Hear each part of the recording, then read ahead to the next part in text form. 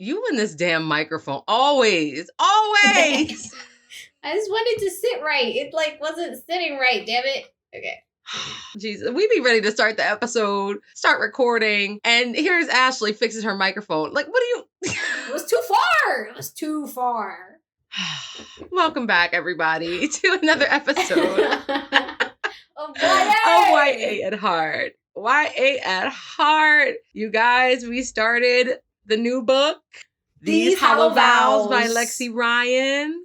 I'm feeling it. Same. So immediately, I remember in the last episode, we talked about how this book was supposedly described as if the Cruel Prince and From Blood and Ash and ACOTAR had like a baby. Yeah, it's accurate. That's super accurate because I started picking up on stuff. I was like, oh. Right? And I was like, oh, this bitch is a smarter version of Feyre. And a more likable version of Feyre. She's poppy, guys. No. Listen, I'm not talking shit about you Feyre stans. Like who you like. Even Tamlin stans. Like who you like. Guys, but tool in the box. No. And we're not even talking about the fact that she couldn't read. Right. We're talking about just her logic and her decision making was just trash. Right. The thought process for her to get there just is not there. It's not there. Right. So, and if you want to know why, go listen to our previous episodes on ACOTAR. So, for this episode, we read through chapters 1 through 8. Before we get into it, please make sure you guys follow us on social media. Social media. God damn. YA at Heart podcast on Instagram and on Twitter. No. Fuck. You was about to say Twitch? Podcast, yes.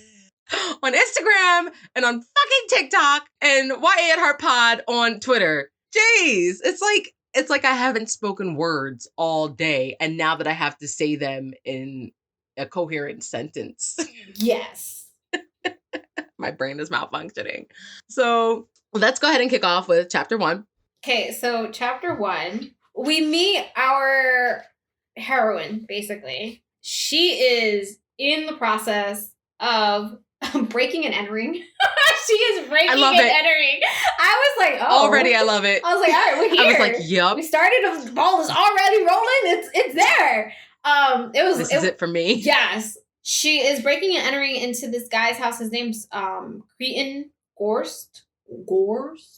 I think it's Gorst. Gorst, right? Yeah. He's a filthy fucking deranged man. Yeah. So she breaks in, and basically this man specifically, from what is described, I don't know if he's almost like a pimp, isn't he? Yeah, he runs a brothel. The way he gets the girls to work for him is that there's contracts, basically. And the girls have to sign the contracts, and then they work for him, and they have to pay off their debts. Yeah, and they're not just any contracts, they're magical contracts. Right, exactly. So this whole situation takes place there's a map in the beginning of this book where you have Wild Fey lands. Yes, this is a fairy book. You have Wild Fey lands, Sealy Court, Unsealy Court, and then there's a bunch of little places. Oh, hold on. This is my second time looking at this map. Where did this bitch come from? Oh, that's a really good question. Oh, would it be the refugee camps? No. Maybe? No, because her aunt lived. But she jumped through a portal. Fuck her aunt. She did. She jumped through a portal that took her directly to the Sealy Court, the Golden Palace. Yeah. So that's why I'm like, well, where the fuck was she staying at? We'll get to it later. I don't think they're showing it on this map. Okay, so as I was saying, so basically she's breaking and entering into Cretan's house. She's trying to steal a certain amount in order to pay what is due that month for the contract that she herself and her sister signed with her. It's not even her aunt. It's Madame V. No, it is. It's her aunt? It's it is her aunt. It's her aunt. Now, I think it's her step aunt or aunt. No, not step aunt. It's her aunt-in-law. Oh, okay. So because the uncle, the uncle was actually her blood relative, and he was looking out for her and her sister Jazz when her mom decided to run off. Okay, when we get there, I was when we get to that point, I was like, you ain't shit. You ain't shit. Like dead ass. Now, she gets in magically, and she's able to steal a good amount. What's messed up is that her aunt keeps tacking on penalties, quote unquote penalties. And what it is almost like interest, so that neither her nor her sister are able to pay it off. Yeah. Also, important thing to mention in this, the vault was sealed with some type of magic runes. And to unseal them, she used her blood, which she also left behind because there wasn't enough time to clean it all up. I was like, bitch, mistake number one. Yeah, because that comes into play later. Oh, I wanted to talk about some things that she mentions. Yeah. Because she does mention something about like the 7 of that's where they live, Eleonora or Eleonora or something like that. Yeah. And I'm like, what is this? What is the 7? Like, are those their gods? Are those like the law enforcement, the government, like whatever that is? So that I wanted like to kind of find out. And then she also mentions that she sees a magic contract laying in that vault from someone that she knows, which ends up being her friend's daughter. Oh my God. Okay. Her friend's name is Nick, and like Nick isn't. She's not a what do you call it? Is she? No, right? She's not an escort. She is. She's an escort. She is. She's an escort. No, she is an escort. Yeah. Well, I mean, sometimes it's the same thing depending on the client, but yeah, she's an escort. That's what I was trying to read, because they don't flat out call her an escort or anything like that. They just say that she's doing what needs to be done in order for her to support her and her daughter. I think we didn't even say our heroine's name. Well, her name. Oh, sorry. Yes, our heroine's name is Abriella. But she goes by Bree. Yes. And what happens is when she sees Fawn's name on the document, she goes straight to Nick's house and she's like, "Hey, yo, you need to know. You're in some shit." Like, and Fawn is actually crying because she knows. She's like, my time is up. And Nick already knows that this is what's happening. Bree, who has a heart of gold for the people that she cares about, is like, here, take the money. Oh my God. Which, yeah. I'm like, oh God. Because now we know, bitch. Now we know she's going to be short giving her money to her aunt. And that's going to inquire a whole other set of problems. Yes. It doesn't ever stay the same, you know? Like when you get into a book and they're talking about this always happens and I'm always late, it's always bound to be like the one day now that you're late, all shit breaks loose. Exactly. So then basically she ends up going back to her house, and it's almost very similar to the way Cinderella was treated with her stepsister and her stepmom. Yeah, it's basically the exact same thing. So chapter 1 ends. Chapter 2 begins with her at home.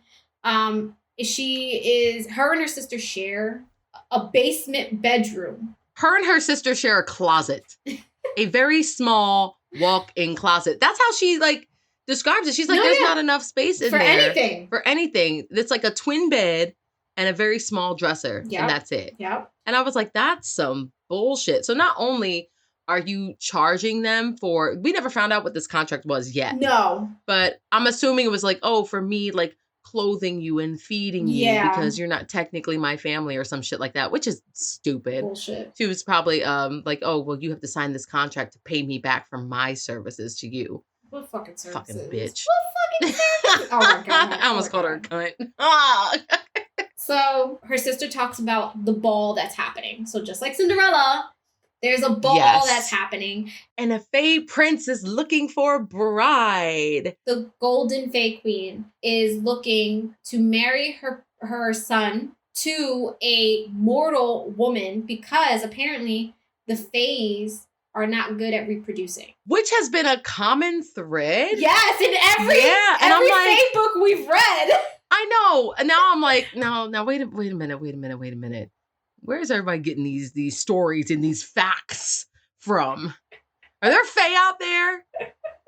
Can I find an Illyrian warrior with long hair, just walking around, and a bun, who just wants to teach me how to defend myself? But it's funny how they all have that common thread.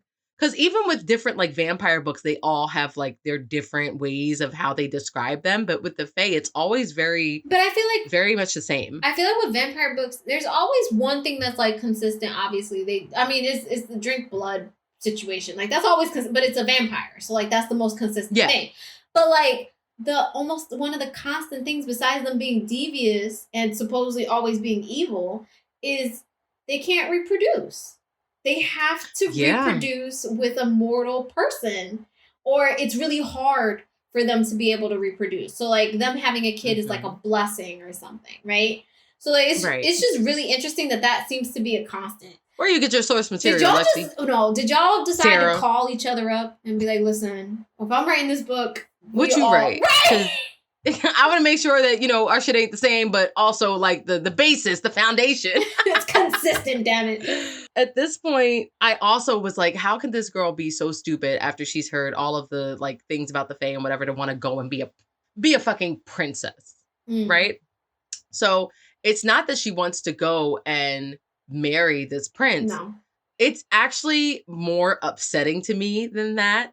Because if she just wanted to be like in a lane, I'd be like, okay, fine, go off. Right. But what she wants to do is worse. She wants to go to the ball to find their mother that abandoned them for for her Fae lover, and has not seen them in like the last 9 or so years. They were super young when it happened.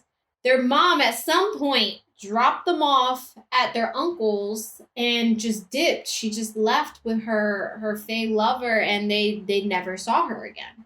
And so obviously Bree has a lot of resentment and anger. Then you factor in their uncle dying and their aunt taking over and being like, well, you guys have to sign all these contracts. Twat that you ever did see. I was just like, oh my God. So Bree is like half listening, half not. She's kind of like shooting it all down. Then we get introduced to Sebastian. Okay. Can we pause here? Yeah. Sebastian, the best friend, of course, the person that she's fallen for, but doesn't know if his feelings are unrequited or whatever. I want to bring this up right now because okay, go ahead. They describe Sebastian as it's either white hair or platinum blonde hair or something. White, right? It's white hair. And like blue or green eyes or something like that. Like the front of this book, he's got white hair. His ears, though, are pointed. So if this is Sebastian, girl, okay, listen. I thought about it when I looked at the front of the book, and I was like,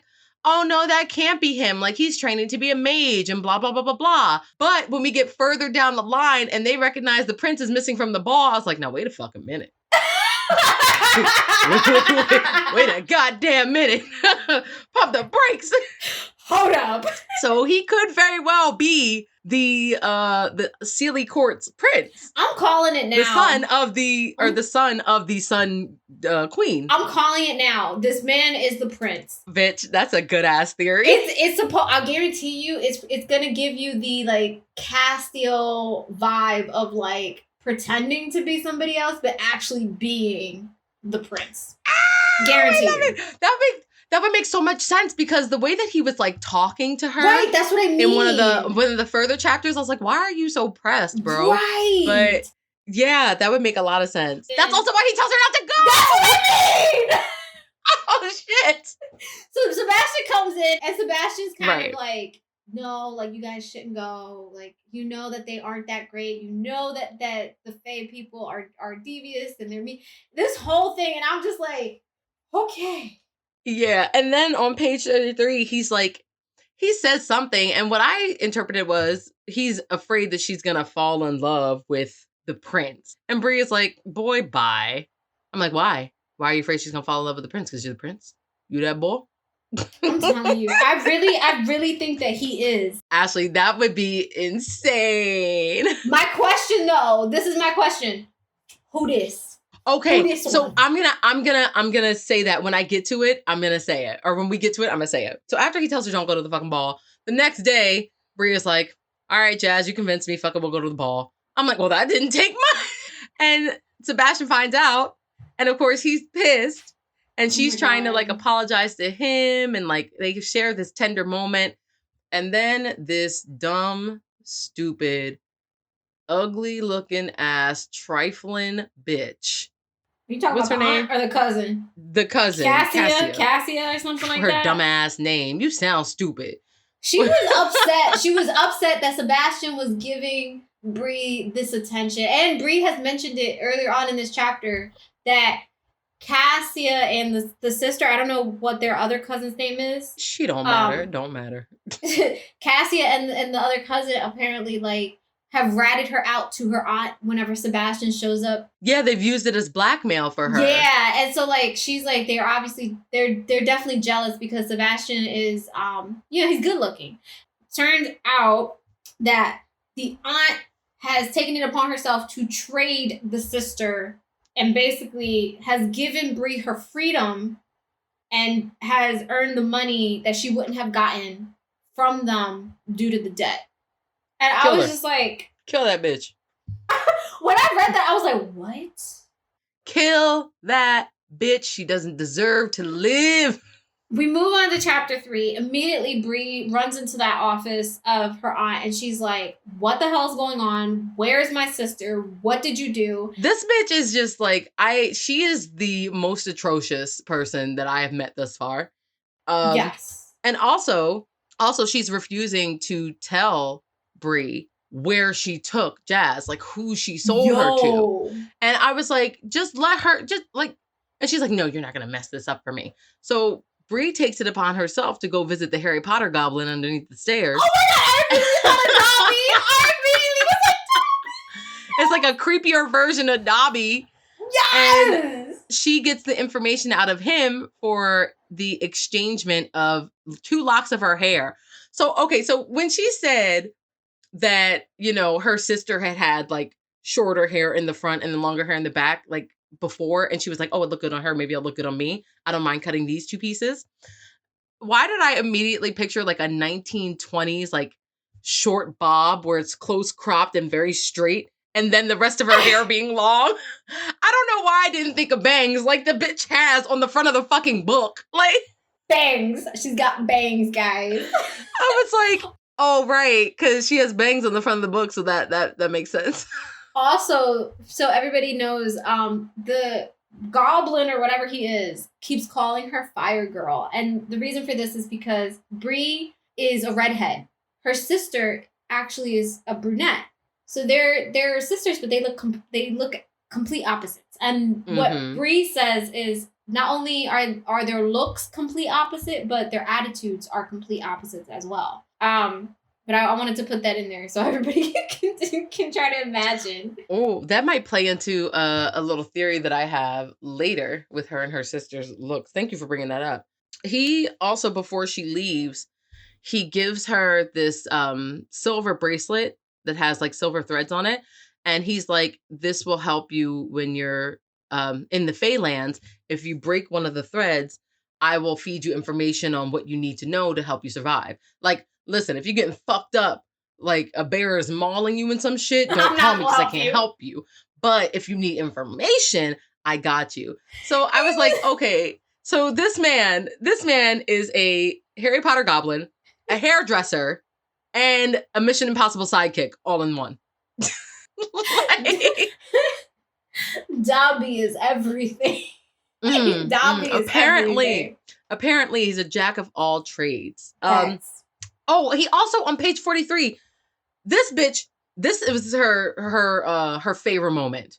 This is her only favorite moment in the last 5 chapters. Was it 43? Oh yeah, it's 43. So he's trying to tell her some shit because she's like, "Where did they take my sister? Where did they take my sister? Why did they take my sister?" Because it ends up being like the king of the Unseelie Court, which is supposed to be the most ruthless fairies, ended up buying her. And so the goblin is like, oh, he took her because he wants Jaslyn Kincaid, sister of the Fire Girl, daughter of the beautiful mortal who, and then she cuts him off. I'm like, bitch, obviously he's about to give you some fucking key information. Like, what are you doing? Because then she says, I know who my sister is. No, he was about to go in depth. He's about to go in depth on a whole bunch of shit. And you were just like, about your mother who you do not know. So could you shut the fuck up and just receive that information, please? For the rest of us. Now we gotta puzzle this shit together. That's always the key thing in books. If you would have just listened the first fucking time, all of this shit could have been avoided. Exactly. He also tells her to be careful about playing into the king's trap.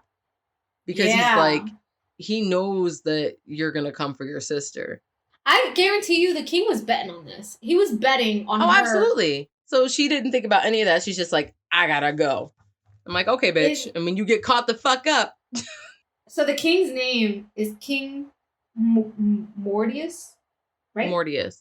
I think so. His name Morbius. King Morbius. I like that though. I like that. King Morbius. Yes. So there's some players. We have we know that there's the Golden Queen, who is the queen of the Sealy Court, which is supposed to be the good, loving, nice phase, right? And there's a prince in that court. And that prince's name is Prince Ronan. Yeah. Then we have King Morbius and Prince Finian. I think it's Finian. Yeah, Finian. Which is crazy because the prince is not actually his son. He stole that throne. Prince Finian is King Oberon's son. Now, Oberon, I know this shit. King Obi-Wan! Oberon? King Obi-Wan! Obi-Wan! So I know, I don't know if it's like Camelot or what, but I know that like King Oberon is really, it's way back in all types of folklore. King Oberon is actually the king of the fairies. Okay. So maybe that's where everybody's getting their shit from. Maybe everybody is looking up the original that would make sense. Folklore of like King Oberon and Avalon and all that other stuff from like Camelot. That would make a lot of sense. Yeah, so Prince Finian is actually King Oberon's son, and he is the rightful heir to the Unseelie court. Yeah, King Morbius is trying to defend his throne as well.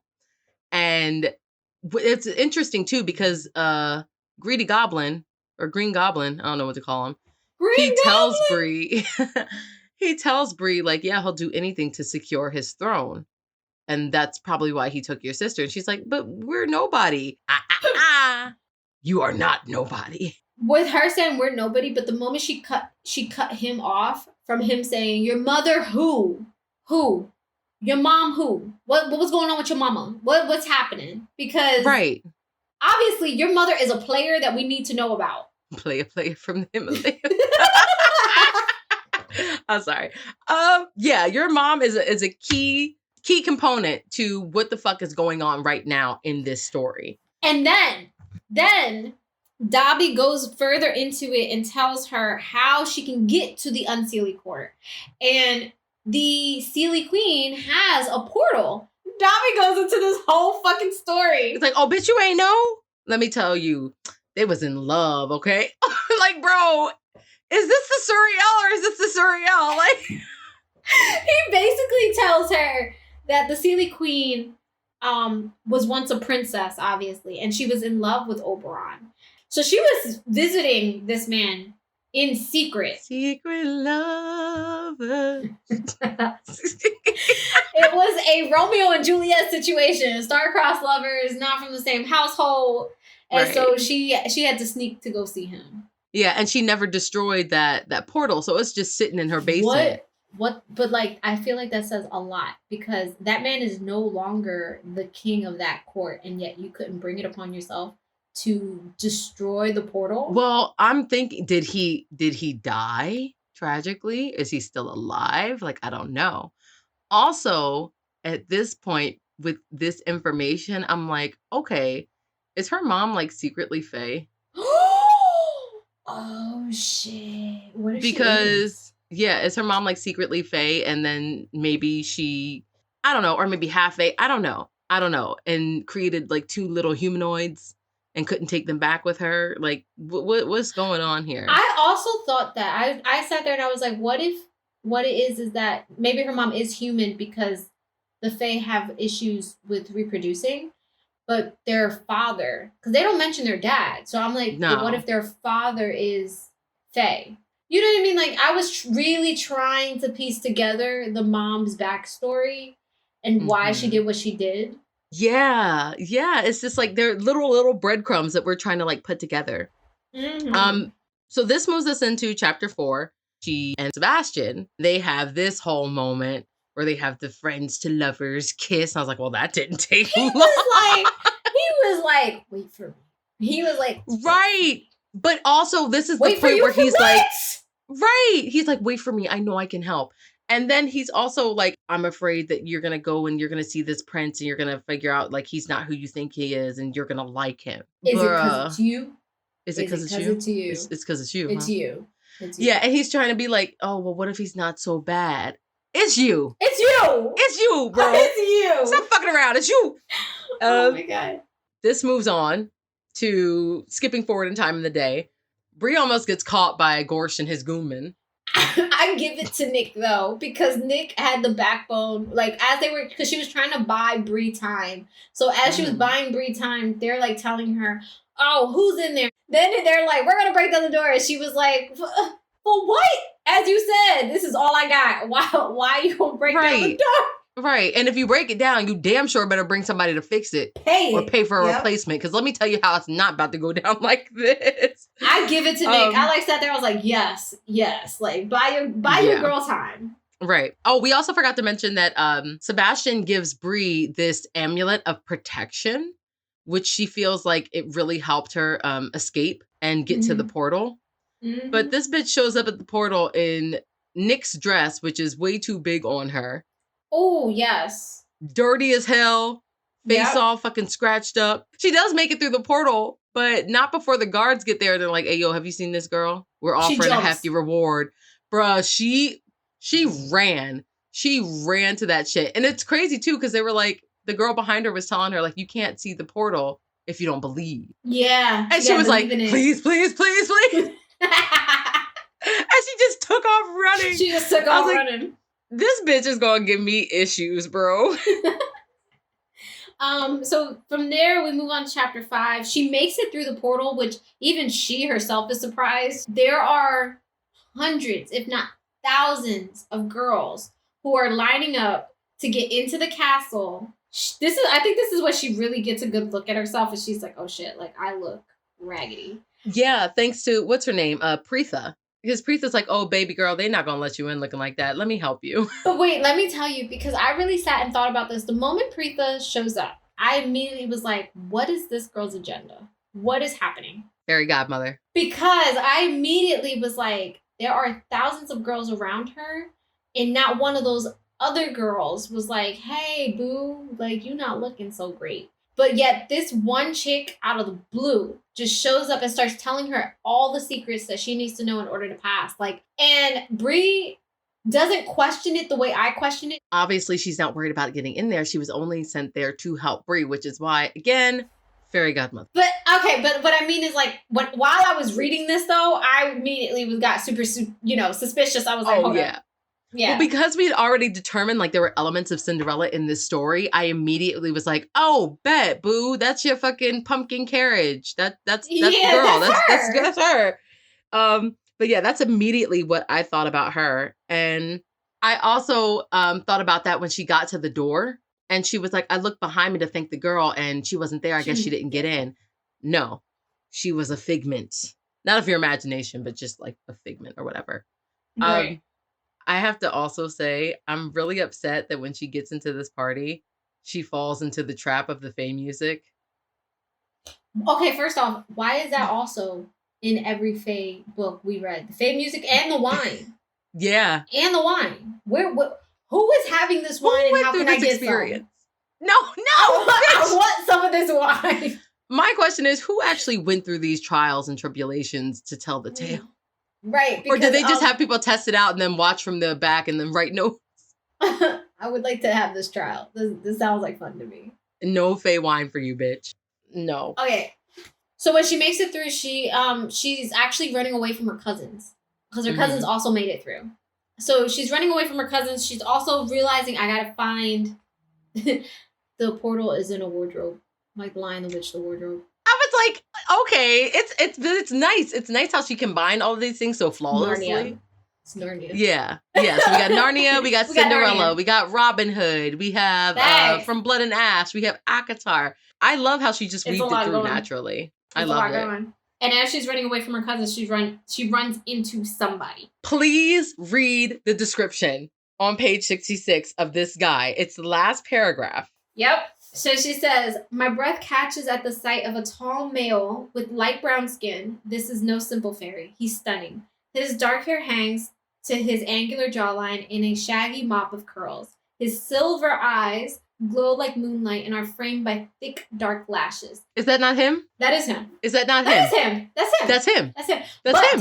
Did you also realize though? Did you also realize that Sebastian, way back when, had her and her sister recite a riddle that basically said, "Do not trust silver eyes." Right.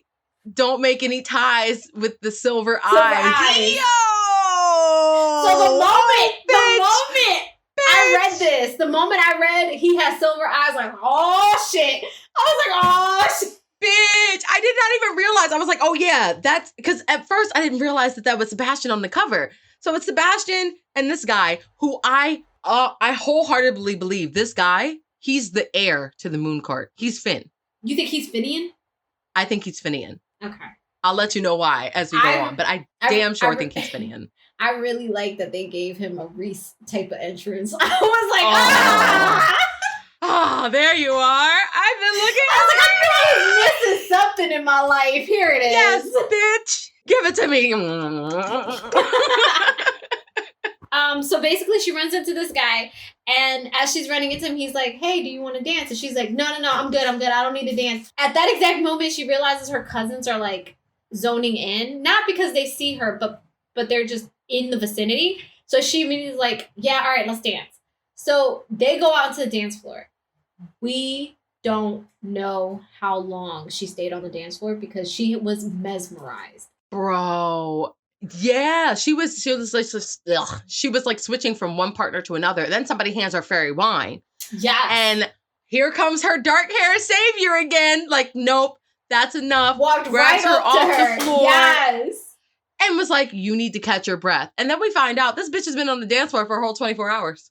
Facts? A whole 24 hours. 24 like, hours. Lord. She was dancing. Man, she was cutting it up. She was cutting it up. And I found it interesting that this guy was the one who put her on the dance floor and then also came to her rescue. Yeah.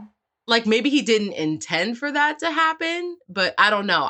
It's like, at this point, it's like, I don't know if I trust you or not. At the same time, though, it could have been that he also got distracted because it doesn't say what happens to him. So it could be that he intended to be her dance partner, take her off the dance floor at a reasonable time. But he himself could have been distracted and, like, accidentally left her there. Right, like, bitch, you are still here. Get your ass.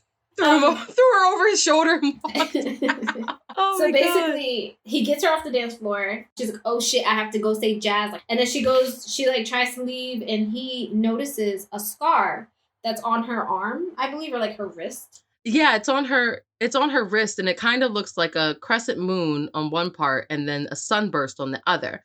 And he's like, oh, that's a very interesting scar. Yeah. And then he goes on to say, don't let the queen see it. Now, in my mind, I'm like, now hold the fuck up. What do you know that I don't know? Right, exactly. And then I start piecing stuff together, and I'm like, okay, Sunny D was in love with King Omarion. Ooh, there we go.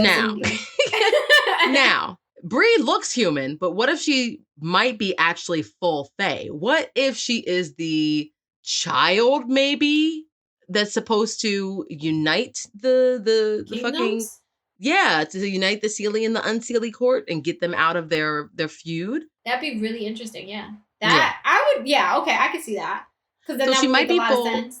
Yeah, she might be full fae or half fae. That doesn't really matter right now. But what matters is I think that's her thing. I think that maybe she's prophesized to do that. Right. But also, I'm like, why not let the queen see it? Like, what's going on here? I don't understand. So also this guy has Mr. Thomas vibes. Like he was all trying to like be devious in the beginning. And then he comes to her rescue. He's like a sexy Mr. Thomas though. You know what I mean? It's like a sexy Mr. Thomas.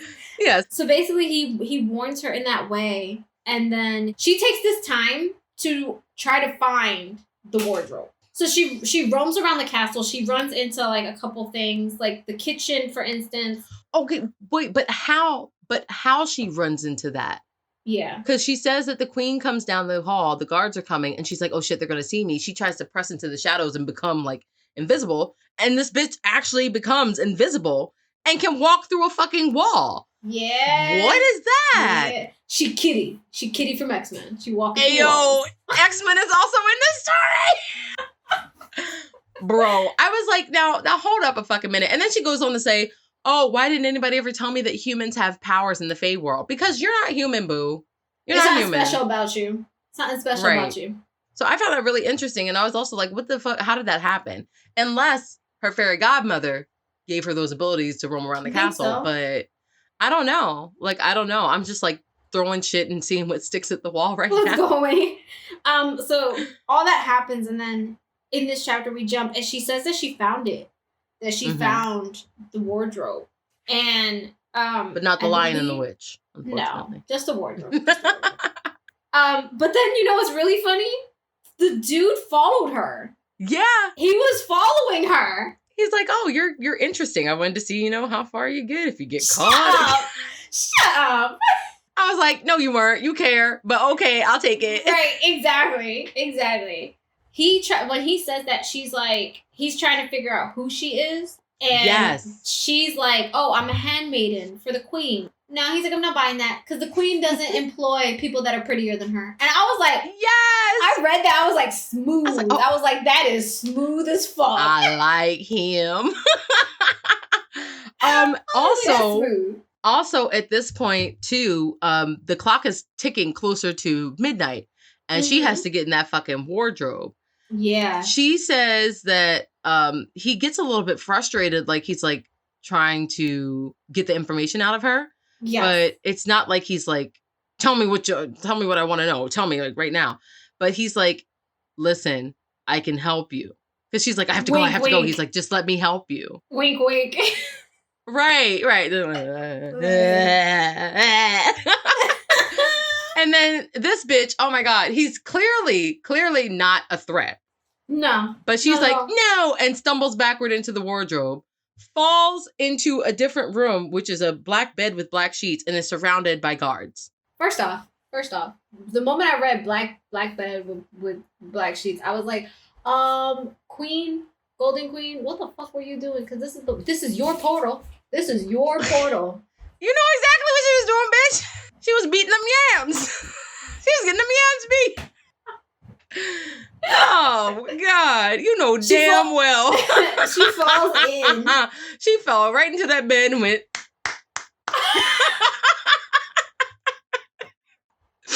Okay, I'm done. So she falls in, and basically there are sentries that are like all around her. They were expecting her.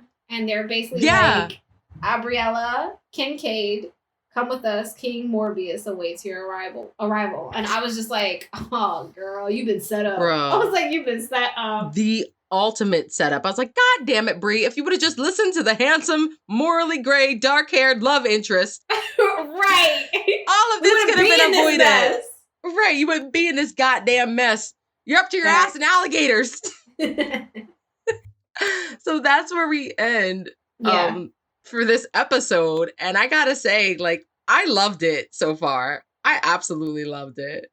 Yes. Yeah. Yeah. So did well written, a lot of like different stories sewn into it. And I thoroughly enjoyed the fact that we were already starting on a snowball. And at that, it was a snowball that was being packed on with more information. It's just all going all at once. And I'm like, I'm here for it. I'm totally here for it. Like, this is what we like. Just when I open the book, I want to get punched in the mouth. That's what I want. That's what I want. That's what we want here at YA. So the next couple of chapters that we're going to be reading are chapters 6 through 10. Oh, I can't wait to see how baby girl escapes this shit. Any predictions? I think I laid them out throughout the episode. The only really big one that I have is that the guy that she met at the ball is Finnegan. Prince Finnegan. Finnegan? Right. Is it Finnegan? Finian. Finian. Right. Finn. There you go. Finn. Prince Finn. Wasn't that the name of the guy from Hunger Games? Finnick. Oh, his name was Finnick. Okay. That's his name now, Prince Finnick. But okay, so my predictions is I do think that Sebastian is Prince Ronan. Yeah, that's Guarantee you. bitch. That blew That is me. like- that blew me. I guarantee you that he is Prince Ronan. And I do believe what you're saying about this dude being Prince Finn, because it's just with Sebastian, it was just too much of a lot of like, don't go, don't go, don't go, and then, well, if you do go, maybe you'll like him, maybe it'll be different, maybe da da da whatever. It's like, no, he's Prince Ronan. I guarantee you, and I do think that this dude is Prince Finn because like he's shrouded in mystery. We don't know much about him. And like, why are you at this court? What were you looking You're the for? only person there with silver eyes? What you doing there? Right, what you doing? What's happening? Mm-hmm. Suspicious. Yeah, I don't know. I'm curious to see what King Morbius has in store for her. Hopefully that Jazz isn't being tortured or anything like that. I would hope not. I'm also curious to see how her mom plays into all of this. Same. There's obviously way more in regards to her mother and what was going down when they were little than what's being currently told. Yeah. Way more. Yeah. Ooh. I'm excited. Ooh. Get him. I'm excited to read the rest of this damn book.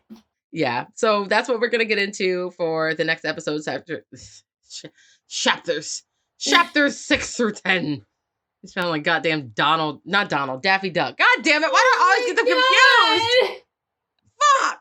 I'm done speaking. With that being said, we want to say check us out, write a review, follow us on IG at YA. I already did this, bitch. You did. You did. I did. I'm sorry. I'm trying to. I'm sorry. I'm burnt out. It's all right. We both burnt out. We love you guys. We love you and always stay YA at heart. Bye. Bye.